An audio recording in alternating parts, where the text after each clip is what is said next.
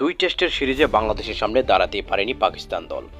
প্রথম টেস্টে বাংলাদেশ জিতেছে 10 উইকেটে আর দ্বিতীয় শেষ টেস্টে জয় 6 উইকেটে। রাওয়ালপিন্ডিতে অবিস্মরণীয় সিরিজ জিতে বিসিবির কাছ থেকে মোটা অঙ্কের বোনাস পাচ্ছেন ক্রিকেটাররা। সব মিলিয়ে টাকার অঙ্কটা 3,20,00,000। বাংলাদেশ দলের ক্রিকেটারদের হাতে বিসিবির পক্ষে এই বোনাস তুলে দেবেন যুব ক্রীড়া উপদেষ্টা আসিফ মাহমুদ সজীব ভুঁইয়া। ক্রিকেটারদের উইনিং বোনাস দেওয়াটা অবশ্য নতুন কিছু নয়, এই রীতি চলে আসছে অনেক আগ থেকেই। টেস্ট, ওয়ানডে ও টি-20-তে র্যাঙ্কিং অনুযায়ী এক এক দলকে হারালে এক এক অঙ্কের অর্থ বোনাস পান খেলোয়াড়রা। স্বাভাবিকভাবেই টেস্ট জয়ের বোনাস সবচেয়ে বেশি, সিরিজ জিতলে যোগ হয় বাড়তি বোনাস।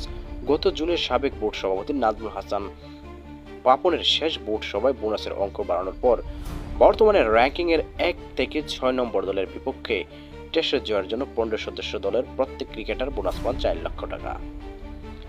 সিরিজ জয়ের জন্য বোনাস আর 4 লাখ টাকা করে পাকিস্তানের বিপক্ষে দুটি টেস্ট জেতায় শুধু টেস্ট ম্যাচ জয়ের জন্য প্রত্যেক ক্রিকেটারকে বোনাস পাওয়ার কথা 8 লাখ টাকা। সঙ্গে সিরিজ জয়ের বোনাস যোগ হয়ে খেলোয়াড় প্রতি বোনাস হওয়ার কথা 12 লক্ষ টাকা করে। তবে রাওয়ালপিন্ডিতে প্রথম টেস্ট জয়ের পর বিসিবি ঘোষণা দেয় 10 উইকেটে জেতা ও টেস্টের বোনাস দ্বিগুণ করে দেওয়া হবে। অর্থাৎ শুধু প্রথম টেস্ট জয়ের বোনাসই এখন 8 লাখ টাকা। অর্থাৎ পাকিস্তান সিরিজ দলের ক্রিকেটার সংখ্যা 15 জন হলে এক একজন ক্রিকেটারের উইনিং বোনাস পাওয়ার কথা 16 লক্ষ টাকা করে।